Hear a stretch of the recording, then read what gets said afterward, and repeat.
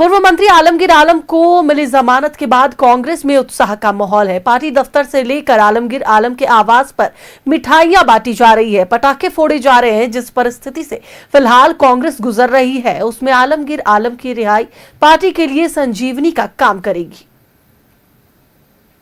पूर्व मंत्री, पूर्व विधानसभा अध्यक्ष आलमगीर आलम को लंबे समय के बाद सुप्रीम कोर्ट से जमानत मिल गई है।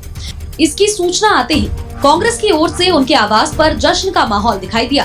पार्टी के प्रदेश अध्यक्ष केशव महतो कमलेश ने कार्यकर्ताओं, नेताओं को मिठाई खिलाकर खुशियां जाहिर की। थोड़ा समय लगा, लेकिन अंततः न्याय की जीत हुई, सत्य की जीत हुई और इनके आने से हमारे संगठन को भी और सरकार गठबंधन में भी और ज्यादा मजबूती आएगी। क्योंकि एक बहुत ही अनुभवी नेता है।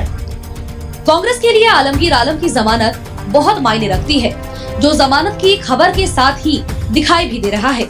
पार्टी के पूर्व कार्यकारी अध्यक्ष शहजादा अनवर का सीधा कहना है कि आलमगीर आलम की कमी खल रही थी और ये जमानत पार्टी के लिए संजीवनी का काम करेगी। देखिए, सबसे पहले तो हम माननीय उच्चतम न्यायालय का आभार व्यक्त करते हैं। हालांकि थोड़ा सा मलाल हम लोगों को है, उनके शुभचिंतकों को, उनके मानने वालों को, उनके फॉलोवर को, उनके वेलविशर्स को और कार्यकर्ताओं को, कि हम उम्मीद कर रहे थे कि ये राहत जो है ज्यादा पहले मिल जानी चाहिए थी। कांग्रेस पार्टी के लोग, कांग्रेस पार्टी के कार्यकर्ता, हमारे विचारधारा में जो लोग विश्वास करते हैं वैसे लोग, उसमें खुशी की लहर है। निश्चित तौर पर आलमगीर आलम साहब राज्य के सबसे मजबूत और कद्दावर नेताओं में से एक है। पूरे राज्य के अंदर में जो है एक नई संजीवनी का काम करेगा उनका जो ये जमानत जो बिल है। आलमगीर आलम की जमानत के बाद पार्टी के साथ उनके परिवार में भी खुशी दिखाई दे रही है। उनके 7 साल के पोते आहिल आलम ने बड़ी भावुकता के साथ जमानत पर अपनी बात रखी।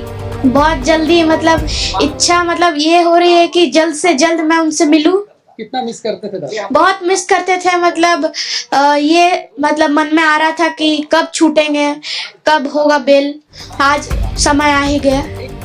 आलमगीर आलम कांग्रेस के लिए कितने जरूरी है, ये जमानत के बाद की स्थिति बयां कर रही है। अब पूरी पार्टी और उनका परिवार मंगलवार का इंतजार कर रहा है, जब लगभग 2 सालों के बाद वो अपनों के बीच आएंगे। कैमरामैन सुशील के साथ न्यूज़ 11 भारत के लिए विपिन उपाध्याय की रिपोर्ट। इसी पर अधिक बातचीत के लिए हमारे साथ न्यूज रूम से हमारे सहयोगी विपिन उपाध्याय जुड़े हुए हैं, उनसे बात करेंगे।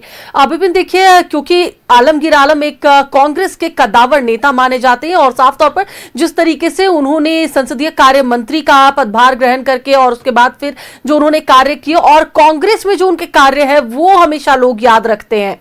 अब उनकी रिहाई होगी, उन्हें जमानत मिल गई और परिवार में तो खुशी का माहौल है ही, लेकिन कांग्रेस के लिए यह संजीवनी बूटी का काम करने वाला है। जिस तरीके से कांग्रेस में कार्य चल रहा है उसमें काफी अब बदलाव दिखेगा। जी देखिए, 2024 में 15 मई के दिन आलमगीर आलम की गिरफ्तारी हुई थी। आज 11 मई 2026 को उनको सुप्रीम कोर्ट ने जमानत दी है। उनके जमानत की खबर आते के साथ ही जिस तरीके से कांग्रेस और उनके परिवार के अंदर खुशी की लहर देखने को मिली, वो ये बताने को काफ़ी है कि आलमगीर आलम की जमानत कांग्रेस के लिए कितनी ज़रूरी थी। जिस मौजूदा परिस्थितियों से झारखंड में फ़िलहाल कांग्रेस चल रही है, उसमें हम ये कह सकते हैं कि जो पार्टी के लोग कह रहे हैं कि ये जमानत उनके लिए संजीवनी का काम करेगा, तो बीते समय में जो इसका उदाहरण रहा है, जो उनका मंत्री काल रहा या फिर जब वो विधानसभा अध्यक्ष के रूप में झारखंड में थे, तो लगातार जिस तरीके से अपनों को साथ लेकर चलना, पार्टी की मजबूती के लिए हमेशा चिंतित रहना, गठबंधन को लेकर सजग रहना, सरकार के जरिए पार्टी के लोगों का, पार्टी के कार्यकर्ताओं का उत्साह बढ़ाना या फिर राज्य के विकास के लिए जो लगातार प्रयास करना हो, उसको अगर देखें तो ये जो ईडी प्रकरण रहा, इस घटना को अगर छोड़ दे तो आलमगीर आलम के जीवन में कोई बहुत बड़ा आरोप उन पर नहीं लगा था। और आज जैसे ही जमानत की खबर आई, कांग्रेस भवन में मिठाइयाँ बांटी गई, उनके आवास के बाहर आतिशबाजी हुई, मिठाइयाँ बांटी गई और अब सब इंतज़ार कर रहे हैं कि जैसे ही कल कोर्ट की जो कानूनी प्रक्रिया है वो पूरी हो और उनको होटवार जेल से उनकी रिहाई हो, तो इस पल का अब सबको इंतज़ार है। लगातार लंबे समय से जमानत को लेकर उनके परिजन और पार्टी के लोग प्रयासरत थे कि कब उनको जमानत मिले, और जैसे ही ये जमानत की खबर आई, तमाम लोग ये कह रहे हैं कि सत्य परेशान हो सकता है, पराजित नहीं। तरह तरह के जो पार्टी के कार्यकर्ता हैं, नेता, वो अपने स्तर से सोशल मीडिया के जरिए, मीडिया के जरिए अपनी बातों को रख रहे हैं।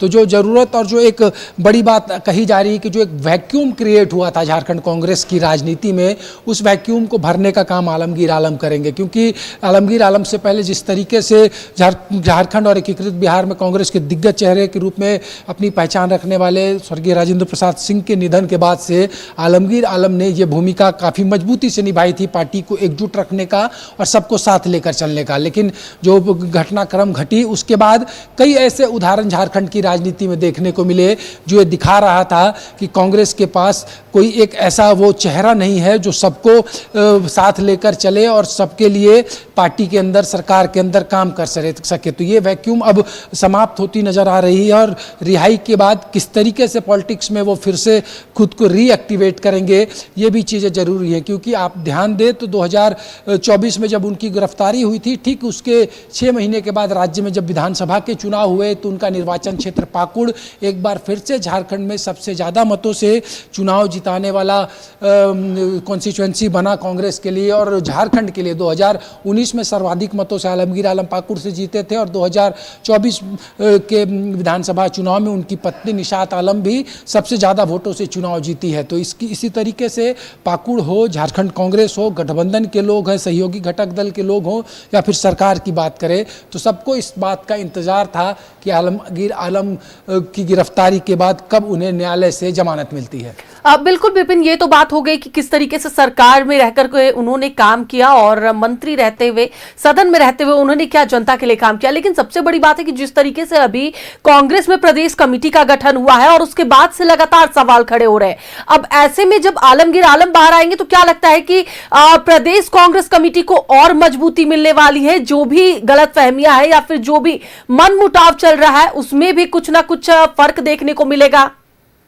जी बिल्कुल, इसलिए मैंने पहले कहा कि जो एक वैक्यूम क्रिएट हुआ है, इसी वैक्यूम की वजह से ये चीज़ें बन रही थी। जिस तरीके से वित्त मंत्री की चिट्ठियां लगातार लिखी गई, उसके बाद जो परिस्थितियां बनी, कमेटी के गठन की प्रक्रिया हो, कमेटी के गठन के बाद के हालात हों या फिर वित्त मंत्री की लिखित चिट्ठियों की बात कहें, ये तमाम चीज़ें जो हैं वो ये दिखा रही हैं कि किस परिस्थिति में कांग्रेस मौजूदा स्थिति में थी। और ऐसे स्थिति में एक ऐसे जो सीनियर चेहरे हैं जिनके अंदर एक काबिलियत है पार्टी को कलेक्टिव एफर्ट के साथ आगे ले जाने का, तो वो चीज़ की कमी महसूस हो रही थी। और इस कमी को हम ये कह सकते हैं कि बहुत जल्द दूर होता देख सकते हैं। अभी उनकी रिहाई के बाद बहुत जल्द ही अभी पार्टी ने हाल में जो पॉलिटिकल अफेयर कमेटी बनाई है उसमें उनको भी जगह दी गई है। इस बैठक में भी वो शामिल होंगे और इसी बैठक में वो तमाम विषय भी आएंगे जो विवाद का कारण बने हैं झारखंड कांग्रेस की राजनीति में। तो उस बैठक का भी सबको इंतजार है और फिलहाल सब इस बात को लेकर इंतजार कर रहे हैं कि कल कब उनके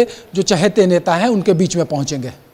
बिल्कुल विपिन, देखने की बात होगी कि आखिरकार किस तरीके से बदलाव आने वाला है अब प्रदेश कांग्रेस में, क्योंकि कांग्रेस के कद्दावर नेता काफी समय के बाद जेल से बाहर भी आ रहे हैं और साथ ही साथ अब कमेटी को और प्रदेश कांग्रेस को मजबूती मिलने वाली है। फिलहाल बहुत बहुत धन्यवाद पूरी बातचीत के लिए। तो देखिए, एक बार फिर से आपको बताते चले कि आलमगीर आलम को अब जमानत मिल गई है और इससे एक बड़ा फर्क देखने को मिलेगा, क्योंकि कांग्रेस के जो हालिया कह सकते हैं जो हाल चल रहे हैं उसमें आलमगीर आलम का बाहर आना कांग्रेस के लिए बहुत बड़ी बात होगी।